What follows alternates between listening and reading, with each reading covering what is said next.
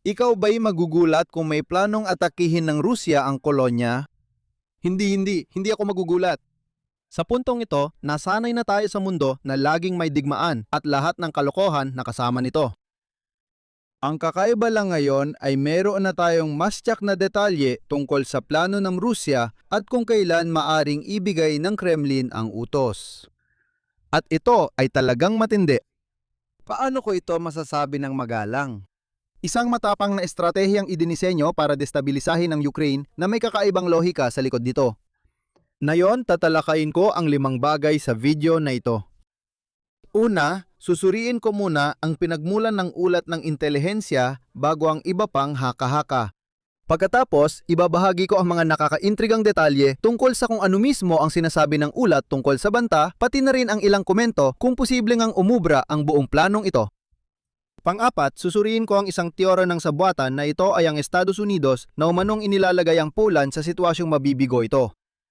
Sa huli, pag-uusapan natin kung bakit ginagawa ito ngayon ng Russia. Simulan natin sa pinagmulan ng ulat. Samahan mo ako dito, parang larong bulong-bulungan lang ito. Ayon sa ulat, US intelligence daw ang unang nakakuha ng ebidensya. Dapat kong bigyan biin kung paano nalaman ng Estados Unidos na atake ng Russia ang Ukraine kahit maraming kaalyado ang nagduda at binalewala ang banta ni Putin. Sa isang punto, parang binabasa ng Estados Unidos ang mga email ng Kremlin at walang dahilan para isipin na nagbago ito nitong mga taon. Ipinasa ng Estados Unidos ang impormasyong iyon sa Pangulo ng Poland. Isang tao mula sa kanyang malapit na grupo na malamang ay naabisuhan tungkol sa usapan ang nagbigay nito sa isang kilalang Polish news website. Naging mas malaking balita ito sa mundo ng mga nagsasalita ng Ingles na maglabas ng artikulo tungkol dito ang kapatid nitong plataporma, ang The Telegraph. Tandaan mo ito, pero ang ideya ng planong Ruso laban sa Poland ay hindi na bago. Matagal nang sinasabi ng kalihim ng ugnayang panlabas ng Poland at ni punong ministro Donald Tusk ang ganitong mga pahayag. Mas marami tayong detalye tungkol sa paksa. Ang iba sa atin ay may mas maraming detalye tungkol sa paksa. Makikita mong lumabas lang ang balita sa mga left-leaning outlet pero hindi na ito kumalat. May malalaking pagkakaiba rin sa pagbalangkas ng ulat. Isang bagay na dapat tandaan sa susunod. Ang mga mapanig sa kanan ng mga source ay itinuring ang banta bilang mas seryosong usapin, habang ang mga mapanig sa kaliwa na outlet ay binigang diin na wala pang kumpirmasyon na balak talagang gawin ito ng Russia. Paano ko nalaman lahat ng ito? Dahil ito sa ating nagbabalik na sponsor ngayon, Ground News. Sa Ground News, mapupunan mo ang mga blind spot mo gamit ang blind spot feature na nag-highlight ng mga balitang sobra lang tinatalakay ng isang panig ng political spectrum. Iminumumkay kong itoggle ang View International Blind Spots button para mas mapagtuunan ng pansin ang mga kwento na mas malamang na mahalaga sa akin. Sa pagpunta sa ground.news/linesonmaps o pag-scan ng QR code sa screen, makatipid ka ng 40% sa Vantage Plan para ma-access ang lahat ng impormasyong ito at higit pa. Maraming salamat muli sa Ground News sa pag-sponsor ng video nating ngayon.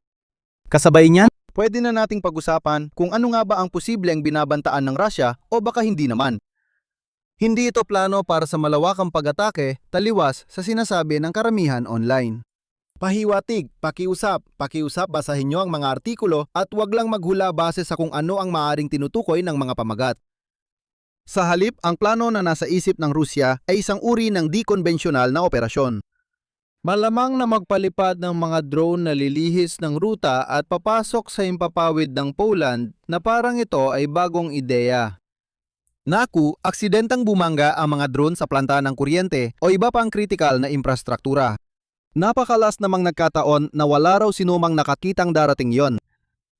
Isa pang mas kakaibang opsyon na lumutang ay ang pagpapalipad ng helikopter na maliligaw, tatawid sa teritoryo ng Poland at pagkatapos ay may mga karagdagang Ruso na tatawid din para sagipin ang crew. Ang ikatlong posibilidad ay isang totoong hybrid attack kung saan papasok ang mga puwersang panlupa ng Russia sa Poland mula Kaliningrad o Belarus at maaaring kasama ang puwersa ng Belarus. Dahil ba iyon ay isang bagay na tila aprobahan ni Lukashenko kahit na nakita niya ang nangyari sa Ukraine at sinabi kay Putin na hindi siya papayag.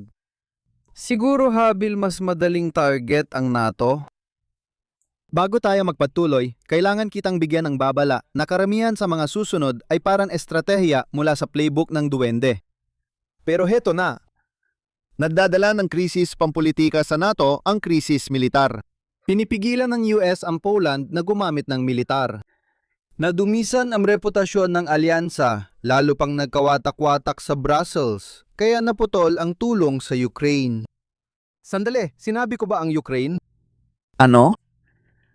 Oo, hindi mo basta-basta pwedeng balewalain kung paano maabot ng Russia ang huling layunin nito gamit ang kakaibang estratehiyang ito.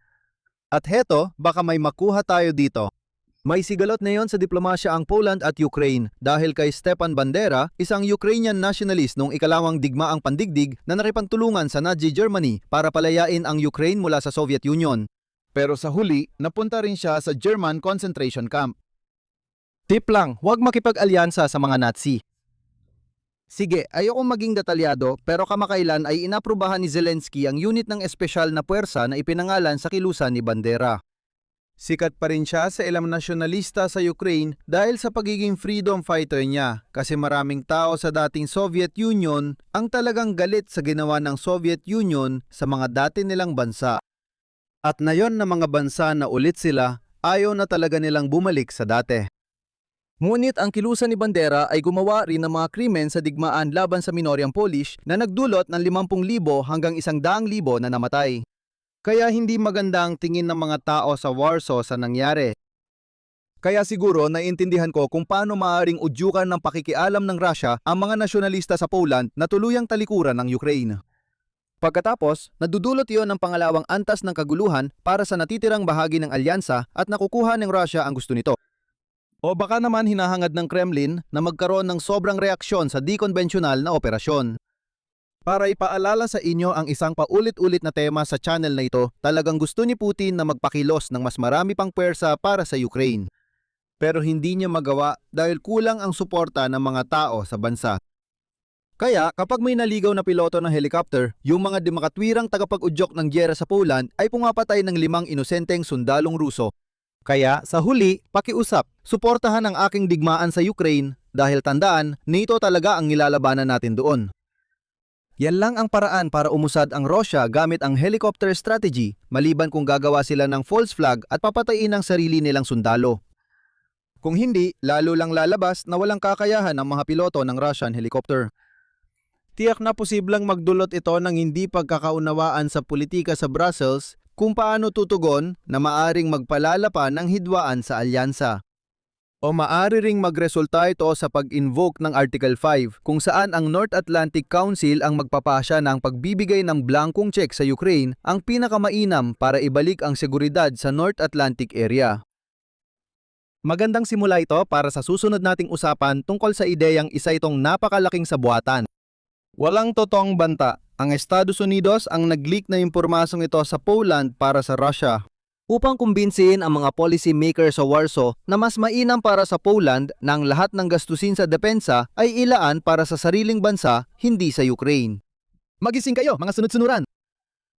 Sige, tapusin na natin agad ito. Kumpirmado ng mga tauhan ng seguridad sa Baltic ang katotohanan ng banta at ang mga bansang Baltic ay talagang nakatutok lang sa pagpapanatili ng Russia sa loob ng Russia.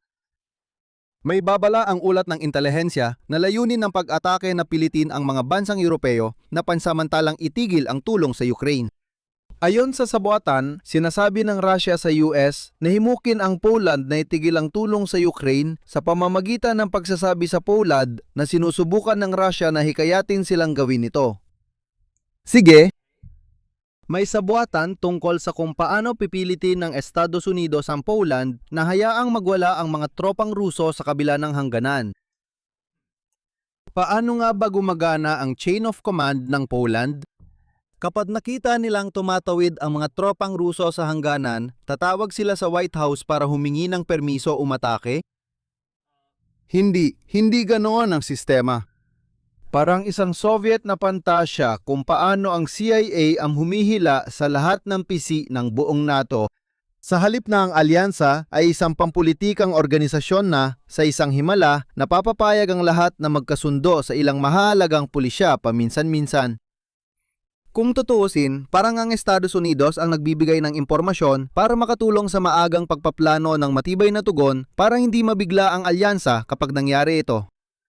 Kung iniisip ng isang tao na pinipilit ng Estados Unidos ang Poland na maging maluwag dito at hindi naman nagingay ang mga politikong Polish sa media, hindi niya talaga alam ang politika sa Poland. Ang totoo, karamihan sa mga pang-araw-araw na proseso sa loob ng NATO ay nananatiling pareho tulad ng ilang taon nang nakalipas.